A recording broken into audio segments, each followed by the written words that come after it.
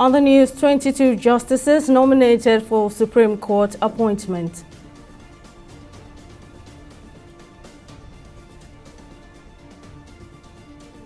Labour Party welcomes PDP's Atiku Abubakar's merger proposal for 2027 elections. NNPP gives condition.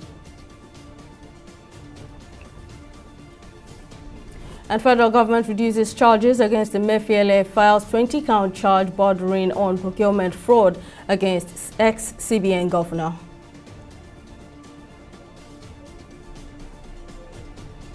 It's a pleasure to have you join us on News Now. I'm Simisola Adigun. 22 justices of the Court of Appeal to the National Judicial Council have been nominated by the Federal Judicial Service Commission (FJSC) for elevation to the Supreme Court. According to the document from the FJSC containing the 22 names, which was obtained by journalists on Thursday, 6 of the nominees are from the Southeast Geopolitical Region, 6 from the North Central Geopolitical Region, 4 from Northwest, while 2 nominees each are from the Southwest, the South-South and Northeast, respectively. The development is coming after the retirement of Justices Amina Uji and Mohammed Datijo, which left the Supreme Court with only 10 serving justices. The acting national chairman of the People's Democratic Party, PDP, Umar Damagum, has called for the immediate disbandment of the Plateau State Election Appeal Panel over alleged biased judgments targeted at robbing the party. Speaking at a press conference in Abuja on Thursday, Damagum describes as dangerous the pattern of alleged conflicting judicial pronouncement by the panel. On November 7, the appellate court had in a unanimous decision by a 3-member panel led by Justice Alfreda Williams Daudu validated the nullification of the election of a senator and 3 members of the House of Representatives in the state that emerged on the platform of the PDP. The panel based its decision on failure of the PDP to fully comply with a court order that was made in 2022, which said it's directed the party to conduct Congress in the 17 local government areas in the state. When the court, as in this case, conducts itself as if it is not governed by rules, it destroys the respect and confidence of people in the judiciary, and such portends a great danger for democracy, peace, and tranquility in our country. The PDP, therefore, in very strong terms, again calls on the Chief Justice of Nigeria and the President of the Court of Appeal to save the situation by immediately insulating the courts from the control and influence of the anti-people cabal seeking to emasculate the judiciary and impose a totalitarian regime in our country.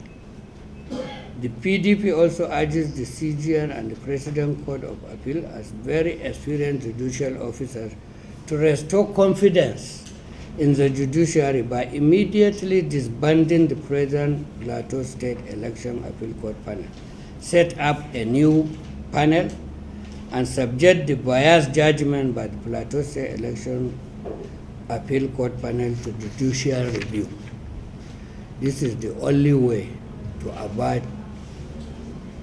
crisis in the state and redeem the image of the judiciary from further negative public commentary. The PDP will not relent in all its effort to defend and preserve our democracy, respect for the will of the people, as well as the integrity of the judiciary, particularly in the handling of electoral matters in the country. Following their defeat in the 2023 presidential elections, the Labour Party has described the 2023 presidential candidate of the People's Democratic Party, Atiku Abubakar's merger proposal as a good one that should be considered. On its part, the New Nigeria People's Party says it could only accept the proposal if Atiku would support a former governor of Kano State, Rabiu Kwankwaso, to wrest power from the ruling All Progressives Congress (APC) in 2027. The major opposition parties are reacting to the call by Atiku on Tuesday that opposition parties should enter a merger to dislodge the APC from power. The former vice president warned against the likelihood of Nigeria slipping into a one-party state.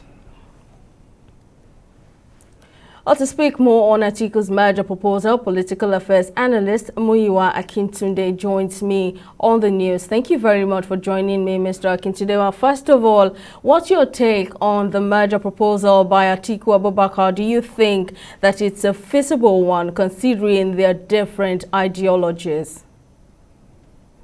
Well, thank you for this. I think it's something that needs to be encouraged, because we cannot live in a country where there is no opposition.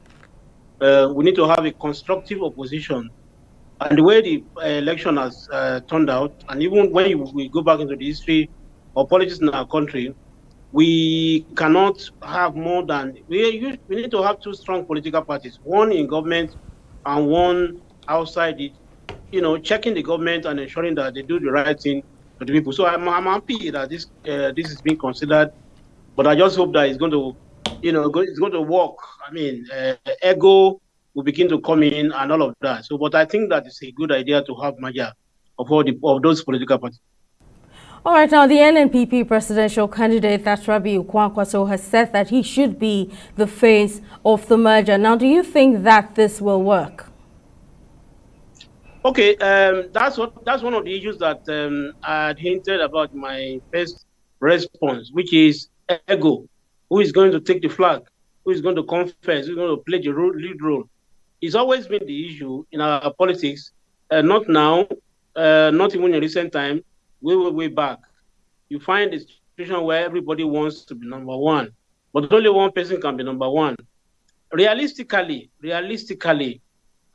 the 2023 election, you know that there was supposed to be a work between Kwankwaso and Obi. It was because of this ego thing that it did not work. And I think that Kwankwaso has far more, in terms of pedigree, he has far more to offer than Obi, without disrespect to him. And I think Atiku, by the time we are talking about 2027 election, will be far too gone in age and in so many other things, and the fact that he had even contested and lost several times. So I think Kwankwaso is more, but again, they all have to sit down with an open mind and look at the options that are available. Can any political party, whether it's merged or not, afford to present a candidate from the north in the next election of 2027, given that we just ended an 8-year reign of a politician from the north? Those are the factors that they have to consider. But as far as the merger is concerned, I encourage it, but ego will not allow them to go far. That's my prediction. All right, now political affairs analyst Muyiwa Akintunde, thank you for speaking to us. Moving on, in a bid to complement the ongoing reforms in the country's mining sector through both qualitative research and development programs driven by skilled manpower, the Senate is proposing a Federal University of Mining and Geosciences in Jos, Plateau State. There are details in this report. According to research and data platform Statista, the mining and quarrying sector contributed 6.5% to the GDP as at August 2023. Growing the mining sector significantly will require laws and policies that are fit for purpose. In the Nigerian Senate, a bill for an act to repeal the Nigerian Institute of Mining and Geosciences Act 2018 and establish the Federal University of Mining and Geosciences, JOS, for Related Matters 2023, sponsored by Senator Dickett Plank, representing Plateau Central, has passed second reading at the floor of the Senate. While presenting the bill, Plank explains that the bill will help in positioning Nigerian mining sector and further deepen research for mining. What is required at the moment is to upgrade the institute to a degree awarding institution. My highly respected colleagues, the proposed bill will also support efforts aimed at positioning Nigeria's mining sector as a viable sector for diversifying the country's economy away from the excessive dependence on income from crude oil exports. In support of the bill, some of the lawmakers made their contribution. As one of the supporters of the bill, Senator Ahmed Lawan states how critical the bill is for the development of the country. Nigeria does not reasonably benefit from its solid minerals subsector. The fact that we have an institution that we now feel should be transformed into a university is to say that we need to have those with expertise and skills that will help develop this subsector. The bill is therefore referred to the Committee on Tertiary Education and TED Fund to report back to the Senate in 4 weeks. Distinguished colleagues, a bill for an act to repeal the Nigeria Institute of Mining and Geosciences Act 2018 and to establish the Federal University of Mining and Geosciences, JOS, and for related matters 2023. Second reading taken. One of the sectors President Tinubu is banking on for the revamping of Nigeria's economy is the mining sector. The federal government has reduced the criminal charge preferred against Godwin Emefiele, the former governor of the Central Bank of Nigeria. In August, the government had filed a 20-count charge bordering on procurement fraud against Emefiele. The former CBN governor was charged alongside a female employee of the Apex Bank, Saadatu Yaro, and her company, April 1616 Investment. The arraignment of Emefiele has been stalled 3 times. We'll take a break here. When news now returns. Malawi's President Chekwara bans himself and cabinet members from foreign travel amid the economic crisis. Stay with us. We'll be right back.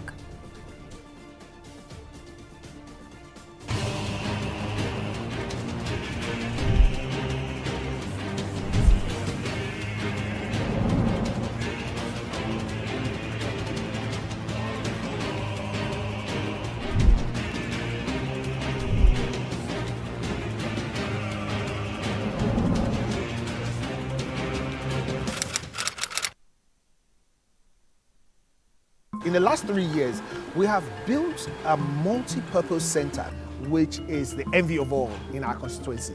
And I can tell you that the people who are living there are already enjoying it. Guy, do you think what this man just said is true? See, I seriously doubt. I'm sure it's one of those their silly lies. And wait, do you know there's a way to find out if these things he's saying is true or not? This is the Construct app. It gives people like us a sure way to track implementation of constituency projects. It gives valid and verified information on location of projects, amounts allocated, amount funded, the level of job done, and even the profiles of concerned legislators. You and I can post directly on this app. Are you serious? This is the Go-To app if you want to know how our Commonwealth is being expanded by the government. Wow. Let's even see if what this man said is true. Show me. The Construct app is developed by Other People Nigeria with support from USAID and is available on both Google Play Store and Apple Store. And it's true. Of course, I told you.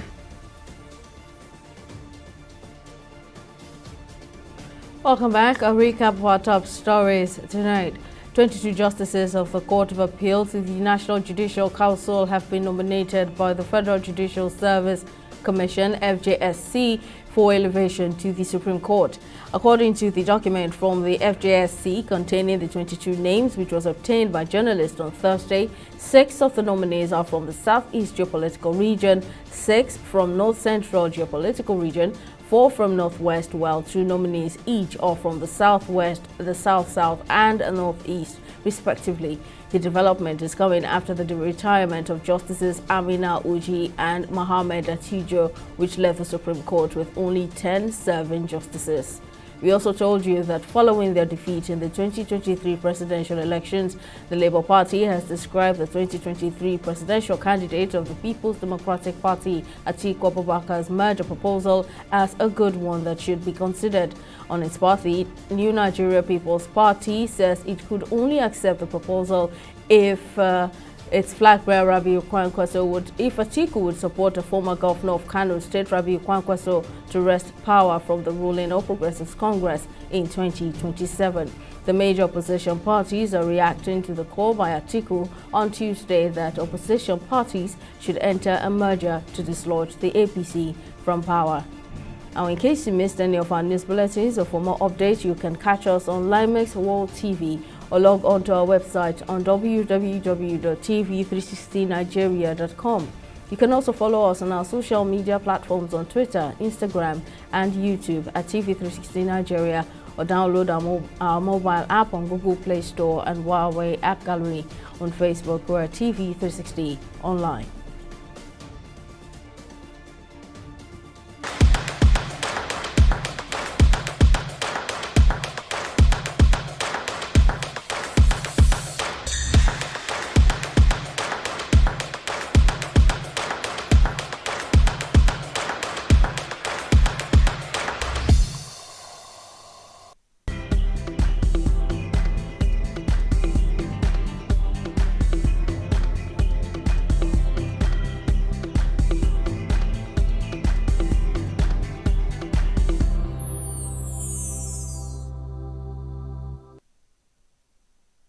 Well, let's now join Tamilore Akinkwoliye for business news. Over to you, Tamilore. Hello and welcome to Business News. Now, despite the passage of the new Petroleum Industry Act, Nigeria's oil and gas industry continues to struggle. A recent report by the National Bureau of Statistics showed the industry did not attract any investment in the second quarter of this year. This next report has more details. Historically, Nigeria's oil and gas sector has been a major recipient of foreign investment, contributing significantly to the nation's economy. However, the second quarter of 2023 shows a zero investment report card, which raises significant concerns about Nigeria's revenue stream, which is traditionally a major contributor to the country's GDP, as any downturn in the oil and gas sector directly affects government revenue, impacting budget and economic planning.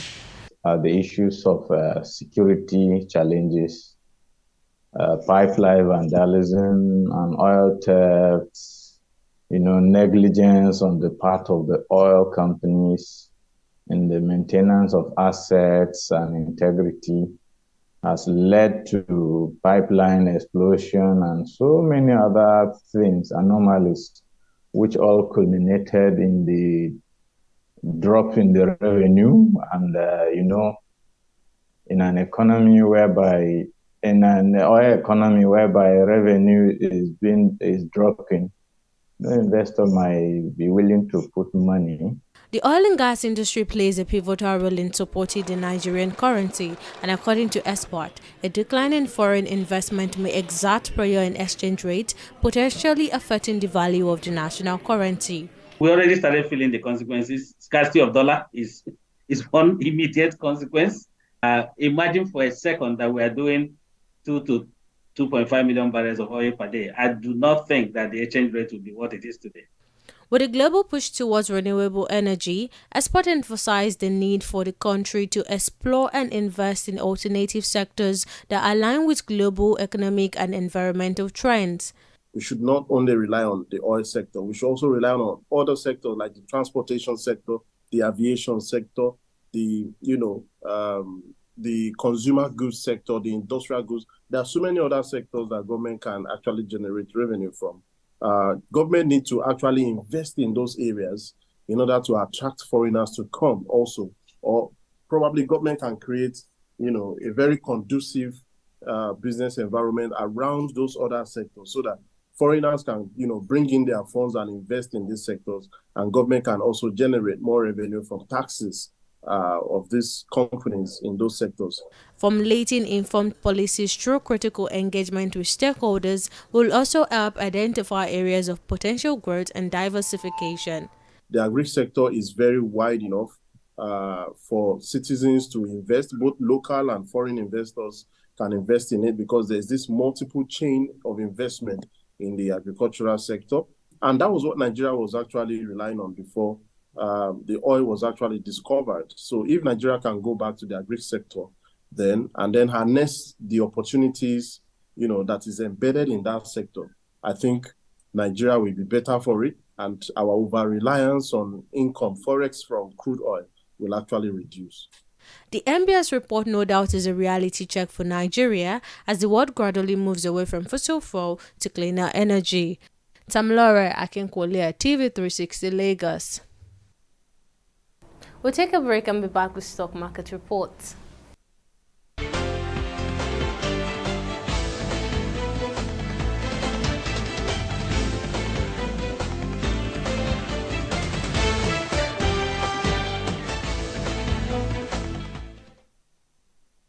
Nigeria's equities market has moved further north by 0.02% as the market capitalization stood at 39.05 trillion. The market has achieved a significant milestone as its all-share index surged to an unprecedented point of 71,014 basis points. The impressive performance was primarily attributed to the remarkable surge in industrial and basic material stocks as deep capital management and secure electronics led the gainers league. At the closing of today's trading, over 483 million volumes of shares were exchanged in 6,545 deals. Now, a switch now to some of our select global stocks. All stocks ended their 3 days winning streak, ending in the bears as UK FTSE ended as 1.02%, US Dow Jones at 0.41%, and Japan's Nikkei at 0.28%. And that's all on the stock and market report. Over to you, Simi. Thank you very much, Tamilore. And on the foreign scene, Malawi's President Lazarus Chakwera has suspended all foreign trips for himself and other government officials in his administration. Chakwera disclosed this move on national television on Wednesday night, describing it as part of strict measures to resuscitate the Malawian economy. He also ordered that all ministers who are currently outside the country return home, adding that the suspension will be active till March 2024. The Malawian leader unveiled other austerity measures, including cutting by 50% fuel entitlements for cabinet members and senior government officials. Well, up next is Entertainment Report on News Now.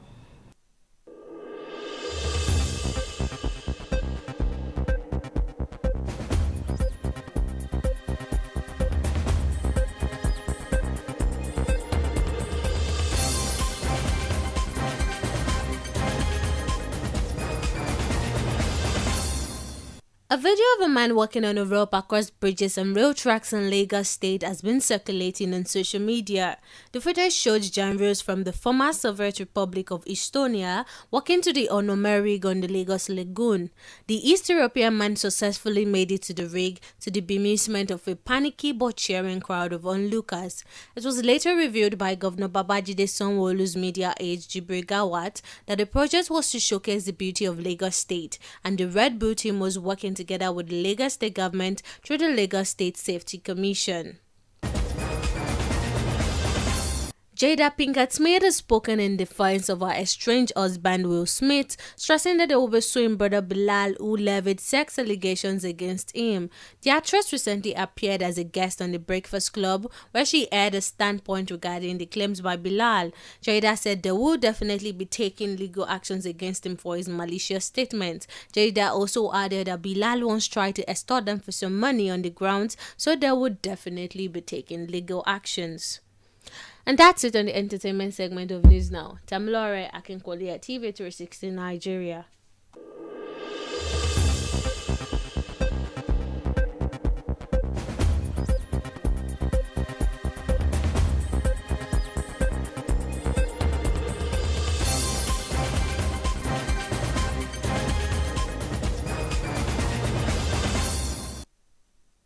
Finally, on sports, the Super Eagles of Nigeria will have to compensate their passionate fans for missing out in the last edition in Qatar by picking the sole ticket of Group C, which has other countries Zimbabwe, Rwanda, South Africa, and Benin Republic. Also, Pesero's team is currently playing against the Crocodiles of Lesotho, and his team is without talismanic striker Victor Osimhen, who is out due to injury. But there are options up front like Victor Boniface, Terme Murphy, and Taiwo Awoniyi. Well, joining me for an update on the clash at the Nest of Champions, also known as the Godswill Akpabio Stadium in Uyo, is correspondent Jide Olaniran. Well, Jide, from what they have played so far, do you think the Super Eagles are making their superior firepower count? No, it's not. They are not making it count. The Crocodile of Lesotho are trying to do the impossible, and like they say, impossibility is nothing. But what the Crocodiles of Lesotho are doing now, they are leading the Super Eagles by a goal, and what this means is that if the Super Eagles does not equalize, or if they are unable to win this particular game, it will become a daunting task for them to top this particular group. Don't forget, we have 10 groups, nine groups, and each, if you top your group, you will be qualifying automatically into the World Cup. The last time a Southern African team came to Nigeria playing at the same Next of Champions, that's South Africa. They were able to prevent the Super Eagles from going to the Nations Cup because of the results they were able to pick there. And we are seeing the same pattern with the array of stars that Nigeria is throwing into this one. They are finding it very difficult to penetrate or to convert a goal that is required or something. They are finding it difficult to break down the defense line of the Crocodile. So it's still a daunting task. Let's see if the Super Eagles can do it. But the passionate fans will be rooting for the Super Eagles to make sure that if they can get a victory here, and probably they will be traveling in the next 3 days to Zimbabwe, where they will be playing their second game. I think that will make them to sit comfortably in their group. But if it ends this way, it's going to be very disappointing, and it's going to make qualification a tall order for the Super Eagles of Nigeria. Well, hopefully the Super Eagles cross this hurdle against the Crocodiles of Lesotho. Well, it's a wrap on our bulletin at this time. Thank you for watching. See you next time. Bye for now.